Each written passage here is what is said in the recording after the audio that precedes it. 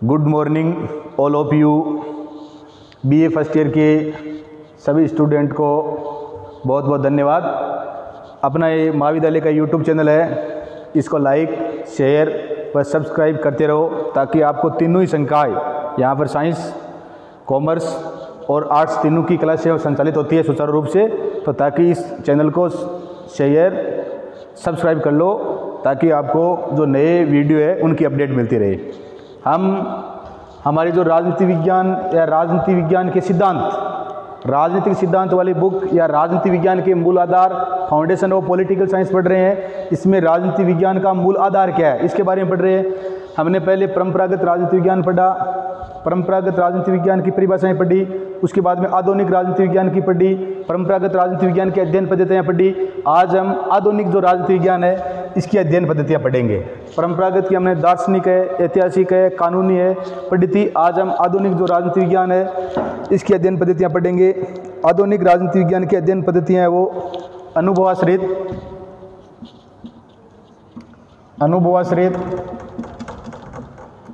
मतलब अनुभव पर आधारित, वैज्ञानिक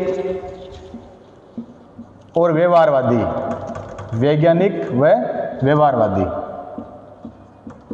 कल मैंने आपको बताया था कि दूसरे विश्व युद्ध के बाद, द्वितीय विश्व युद्ध के बाद 1945 के बाद में राजनीति विज्ञान में भी अन्य जो समाज विज्ञान है उनको जिस प्रकार से वैज्ञानिक विधि पद्धतियों का प्रयोग किया, वैसे ही राजनीति विज्ञान में भी क्या किया गया, वैज्ञानिक विधियों का या राजनीतिक विज्ञान को वैज्ञानिक या विज्ञान बनाने की कोशिश की गई। तो राजनीति विज्ञान की वैज्ञानिक अध्ययन पद्धतियाँ, इसमें राजनीति जो ये आधुनिक राजनीति विज्ञान है इसमें अनुभवाश्रित, वैज्ञानिक और जो व्यवहारवादी है।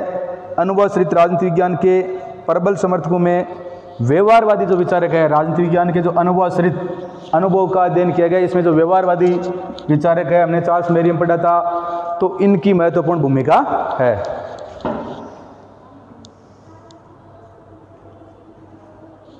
अनुभवाश्रित राजनीति विज्ञान है, अनुभवाश्रित राजनीति विज्ञान या आधुनिक जो राजनीति विज्ञान है इसमें जो ये अनुभवाश्रित राजनीति विज्ञान है इसका संबंध तथ्यों व यथार्थपूर्ण संबंधों से है। इसका संबंध तथ्यों, फैक्ट्स और यथार्थपूर्ण वास्तविकता क्या है इससे संबंध है, और इसी को क्या कहते हैं, मतलब अनुभवाश्रित, अनुभव पर आधारित अध्ययन। अनुभव पर आधारित तथ्यों का संकलन एवं परीक्षण, अनुभव पर आधारित जो तथ्य और जो संकलन होते हैं उनका क्या किया जा सकता है, परीक्षण किया जा सकता है। जो अनुभव पर आधारित होते हैं तथ्य उनका क्या किया जा सकता है, परीक्षण किया जा सकता है। इसलिए उन पर बिना सिद्धांत, इसलिए उनको हम क्या कह सकते हैं, वैज्ञानिक कह सकते हैं। इस बात का ध्यान रखना है। अब सबसे पहले समाज वैज्ञानिक उपागम या समाज वैज्ञानिक पद्धति।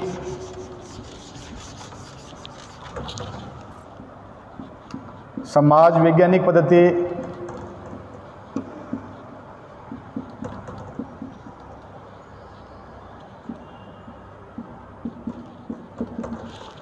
समाज वैज्ञानिक पद्धति है। समाज वैज्ञानिक पद्धति फ्रांस के ऑगस्ट काम्टे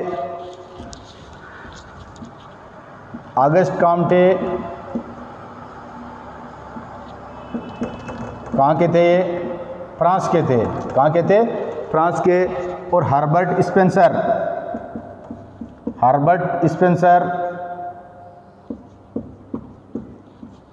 कहाँ के थे, इंग्लैंड के थे।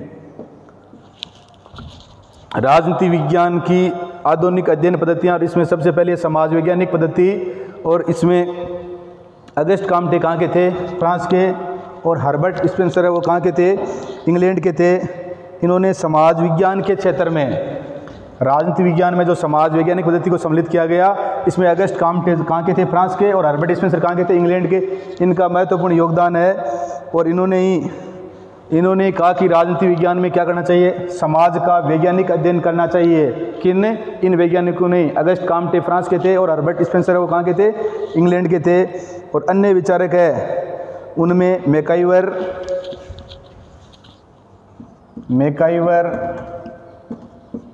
डेविड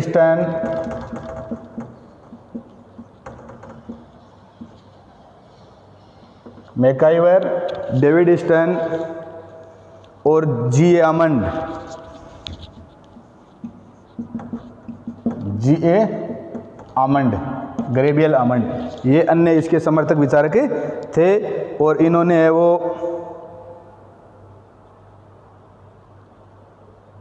इन्होंने कहा कि समाज जो विज्ञान है उसमें वैज्ञानिक जो पद्धति है या पर्याप्त सामग्री उपलब्ध है जिसकी सहायता से राजनीतिक व्यवहार के व्यवहारपरक नियम वो क्या किए जा सकते हैं, निर्धारित किए जा सकते हैं। तो समाज वैज्ञानिक पद्धति है, इसमें शामिल कराने में महत्वपूर्ण योगदान अगस्ट काम्टे कहाँ के थे, फ्रांस के, हर्बर्ट स्पेंसर कहाँ के थे, इंग्लैंड के, और मैकाइवर, डेविड स्टन और गैब्रियल आमंड है, ये प्रमुख विद्वान थे। और इन्होंने कहा समाज विज्ञान के क्षेत्र में पर्याप्त सामग्री उपलब्ध है। इन्होंने कहा कि समाज विज्ञान के संबंध में पर्याप्त जो सामग्री है वो उपलब्ध है और जिसकी सहायता से राजनीतिक व्यवहार के व्यवहारपरक नियम निर्धारित किए जा सकते हैं। जिसके राजनीतिक व्यवहार के जो नियम है उसको क्या किया जा सकता है, व्यवहारपरक नियम वो निर्धारित किए जा सकते हैं। तो सबसे पहले समाज वैज्ञानिक पद्धति है। दूसरी जो आधुनिक राजनीतिक वैज्ञानिक पद्धति है वो है मनोवैज्ञानिक उपागम। मनोवैज्ञानिक उपागम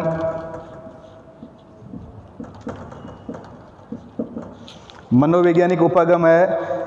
मनोवैज्ञानिक उपागम के समर्थक मनोवैज्ञानिक नियमों के माध्यम से सामाजिक और राजनीतिक सिद्धांतों का अध्ययन और उसकी व्याख्या करने का प्रयास करते हैं। मनोवैज्ञानिक उपागम है, इसमें मनोविज्ञान के माध्यम से जो हमारी ये सामाजिक और राजनीतिक सिद्धांत है इसका अध्ययन और उसकी क्या करते हैं, व्याख्या करते हैं। और इसमें लासवेल ने फ्राइड के मनोविज्ञान को राजनीतिक व्यवहार पर, हेराल्ड लासवेल है, लासवेल ने सिगमंड फ्रायड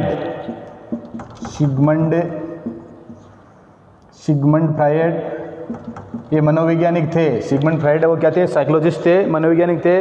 तो सिगमंड फ्रायड का जो मनोविज्ञान का नियम है उसको लासवेल ने किस में लागू किया था, राजनीति विज्ञान में लागू करने की कोशिश की थी। तो नया आधुनिक राजनीति विज्ञान का दूसरी अध्ययन पद्धति मनोवैज्ञानिक उपागम है। जिस प्रकार से मनोविज्ञान का अध्ययन करते हैं वैसे ही राजनीति विज्ञान का भी क्या होना चाहिए, मनोवैज्ञानिक रूप से अध्ययन होना चाहिए। ये किसने, लासवेल ने। और सिगमंड फ्रायड ये क्या किसका विद्वान था, ये मनोवैज्ञानिक था, साइकोलॉजिस्ट था। तो मनोवैज्ञानिक नियमों के माध्यम से सामाजिक और राजनीतिक सिद्धांतों का अध्ययन और उसकी व्याख्या करने का प्रयास करते हैं। और लासवेल ने फ्रायड के मनोविज्ञान को राजनीतिक व्यवहार पर लागू करने की कोशिश की। लासवेल ने सिगमंड फ्रायड का जो मनोविज्ञान का सिद्धांत था उसको राजनीतिक विज्ञान में लागू करने की क्या की, कोशिश की। तो सबसे पहले समाज वैज्ञानिक पद्धति अगस्ट काम्टे फ्रांस का और हर्बर्ट स्पेंसर, इन्होंने पहले राजनीतिक विज्ञान को वैज्ञानिक बनाने की कोशिश की थी। दूसरा मनोवैज्ञानिक उपागम, इसमें हेराल्ड मनोविज्ञान की भांति राजनीतिक विज्ञान का अध्ययन किया जाता है। और इसमें हेराल्ड लासवेल ने सिगमंड फ्रायड वो एक मनोवैज्ञानिक थे, उसी के आधार पर इन्होंने राजनीतिक विज्ञान है उसका भी मनोविज्ञान की तरह अध्ययन करने की कोशिश की। तीसरी जो विधि है वो है अंत अनुशासनात्मक पद्धति। अंत अनुशासनात्मक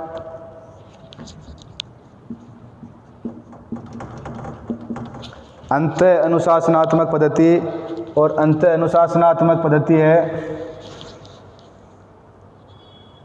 आधुनिक राजनीतिक वैज्ञानिक है वो अंतःशास्त्रीय, आधुनिक जो राजनीतिक विज्ञान है वो अंतःशास्त्रीय जो अनुशासनात्मक पद्धति है इसका क्या करते हैं, प्रयोग करते हैं। राजनीति शास्त्रियों ने राजनीतिक विश्लेषण में राजनीतिक समाजशास्त्र और मनोविज्ञान में विकसित किए गए सैद्धांतिक और प्राविधिक उपागमों को क्या किया, साथ में अंत अनुशासनात्मक, इसमें मनोवैज्ञानिक और जो समाज वैज्ञानिक, मनोवैज्ञानिक और समाज वैज्ञानिक, मतलब इसमें मनोविज्ञान और समाज विज्ञान दोनों की विधियों को क्या कर दिया, सम्मिलित कर दिया। तो प्राविधिक उपागमों को आत्मसात कर उनके प्रयोग पर जोर दिया। अंत अनुशासनात्मक पद्धति का मतलब है समाज वैज्ञानिक पद्धति और मनोवैज्ञानिक पद्धति, इन दोनों प्रविधियों को आपस में क्या किया जाए, मिलाकर अध्ययन किया जाए। दोनों को ही आत्मसात करके क्या किया जाए, अध्ययन किया जाए, ताकि राजनीतिक विज्ञान को ज़्यादा से ज़्यादा क्या कर सके, आधुनिक बना सके। इस बात का ध्यान रखना है। समाज वैज्ञानिक, मनोवैज्ञानिक और अंत अनुशासनात्मक पद्धति में राजनीति विज्ञान को समाज वैज्ञानिक प्लस मनोवैज्ञानिक मनोवैज्ञानिक पद्धति, दोनों को आपस में आत्मसात करके, दोनों को मिलाकर, दोनों के समन्वय से क्या किया जाता है, अध्ययन किया जाता है, ताकि राजनीति विज्ञान को ज़्यादा से ज़्यादा क्या किया जाए, वैज्ञानिक किया जाए, या राजनीति विज्ञान पर क्या कर सके, प्रयोग कर सके। अगला है वो है व्यवहारवादी उपागम। व्यवहारवादी उपागम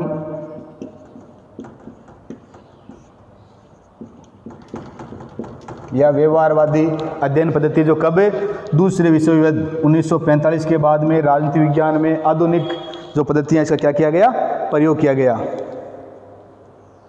व्यवहारवादी उपागम है ये राजनीति विज्ञान के अध्ययन में विभिन्न प्रकार की तालिकाएं हैं, विभिन्न प्रकार के आंकड़े हैं, सांख्यिकी स्टैटिक्स तालिकाएं हैं, आंकड़े हैं, ग्राफ है, गणितीय मॉडल है, ग्राफ है, गणितीय मॉडल है,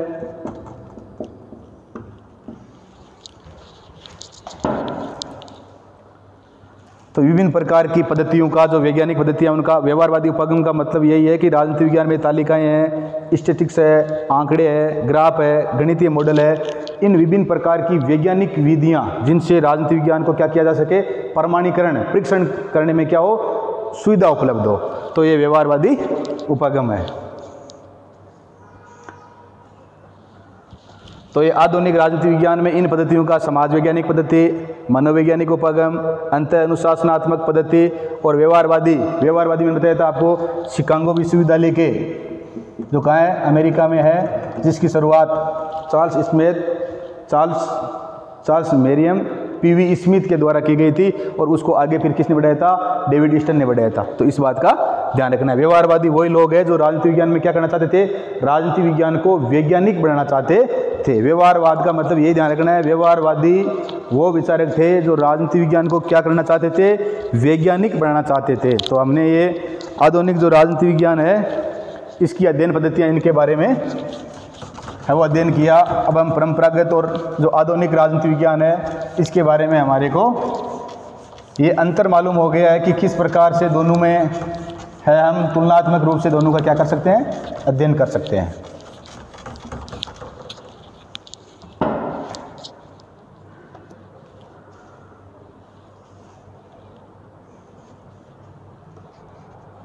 अब हम पढ़ेंगे परंपरागत व आधुनिक।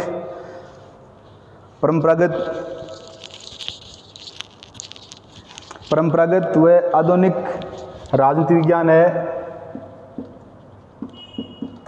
परंपरागत व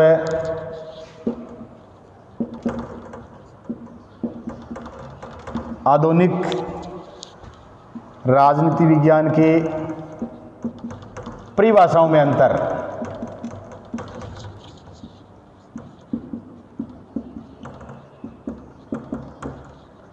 परिभाषाओं में अंतर। तो सबसे पहले वो परंपरावादी है, वो संकुचित। परंपरागत जो राजनीति विज्ञान है वो क्या बताती है, संकुचित अर्थ बताती है। परंपरावादी जो राजनीति विज्ञान है वो क्या बताती है, संकुचित अर्थ बताती है। जबकि आधुनिक है वो विस्तृत, जबकि आधुनिक है वो क्या बताती है, विस्तृत अध्ययन करती है, विस्तृत अध्ययन करती है। परंपरावादी जो राजनीति विज्ञान है, ये इसमें हमने पढ़ा था राज्य, सरकार व औपचारिक संस्थाओं, राज्य, सरकार व औपचारिक जो संस्थाएं हैं, औपचारिक जो राजनीतिक संस्थाएं हैं, उनका क्या करती है, अध्ययन करती है या अध्ययन करने वाला विषय बनाती है। जबकि आधुनिक में हमने पढ़ा था शक्ति है, प्रभाव है, व्यवस्था है, निर्णय निर्माण है,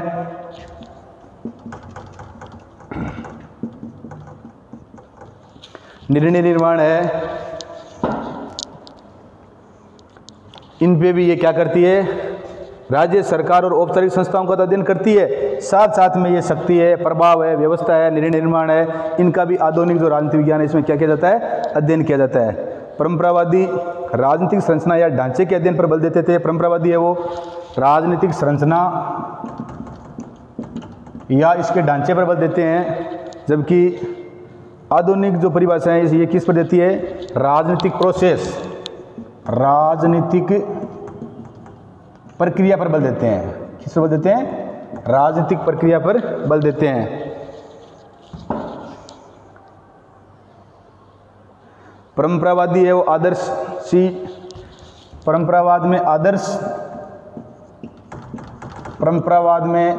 आदर्श व मूल्यों का अध्ययन किया जाता है। परंपरागत जो राजनीतिक विज्ञान है इसमें आदर्श व मूल्यों के अध्ययन पर बल देती है, जबकि आधुनिक है वो किस पर बल देती है? तथ्यों पर बल देती है। आधुनिक राजनीतिक विज्ञान है वो किस पर बल देती है? तथ्यों पर बल देती है। और परंपरावादी राजनीतिक विज्ञान के हमने अध्ययन पद्धतियां पढ़ी थी। दार्शनिक, ऐतिहासिक, परंपरावादी राजनीतिक विज्ञान है इसकी अध्ययन पद्धतियां दार्शनिक, ऐतिहासिक और कानूनी, ये इसकी अध्ययन पद्धतियां थी। जबकि जो आधुनिक राजनीतिक विज्ञान है इसकी हमने अध्ययन पद्धतियां पढ़ी वो समाज वैज्ञानिक, मनोवैज्ञानिक,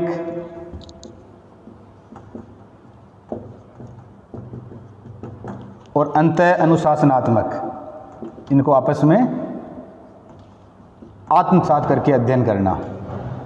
तो ये इस दोनों में क्या है? आपस में वो अंतर है। तो इन बातों का ध्यान रखना है। हमने परंपरागत राजनीतिक विज्ञान और आधुनिक राजनीतिक विज्ञान की जो परिभाषाएं हैं इनका अध्ययन किया है। तो इससे हमारे को क्या हुआ? इनसे हमारे को इस बात का क्या चलता है? पता चलता है कि ये दोनों किस प्रकार से क्या भिन्न है, और ये भिन्नता होने के कारण ही राजनीतिक विज्ञान को क्या है? आधुनिक या वैज्ञानिक बनाने की क्या करने की द्वितीय विश्व युद्ध के बाद में कमी महसूस की गई कि राजनीतिक विज्ञान को भी अन्य जो सामाजिक विज्ञान है उसकी तरह क्या बनाना चाहिए? वैज्ञानिक बनाना चाहिए, और इसमें ज़्यादा से ज़्यादा वैज्ञानिक विधियों का क्या करना चाहिए? प्रयोग करना चाहिए। इस बात का ध्यान रखना है। तो आज के अध्याय में हम इतना ही अध्ययन करेंगे। बाकी आगे की क्लास में इनकी प्रकृति है उसके बारे में हम अध्ययन करेंगे।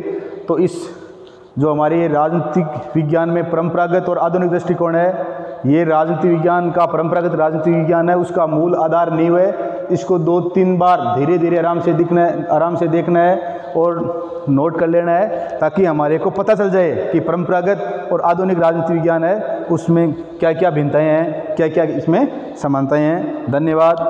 अपने इस YouTube चैनल को ज़्यादा से ज़्यादा लाइक, शेयर व सब्सक्राइब करते रहे। जय हिंद, जय भारत।